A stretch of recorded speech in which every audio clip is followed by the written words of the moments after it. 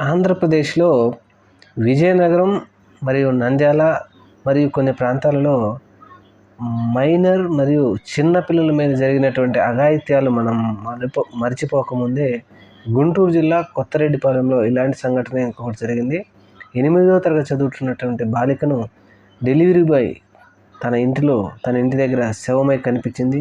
ఈ విషయంతో ఆంధ్రప్రదేశ్ మొత్తం ఒకసారి కంగు తినిపించింది. ఇదేంటిది, డెలివరీ బాయ్ మరి రేప్ చేసి చంపాడా, లేకపోతే ఏదైనా కావాలని చంపేశారా, లేకపోతే ఎవరైనా చంపేసి అక్కడ పడేశాడా అని చెప్పేసి ఒక్కసారిగా భయభ్రాంతులకు గురయ్యారు. మరి ఇలాంటివన్నీ మచ్చుకు కోకొల్లలుగా జరుగుతున్నప్పటికీ మరి ఆంధ్రప్రదేశ్ వారికి కిమ్మని కూడా అనిపించడం లేదు.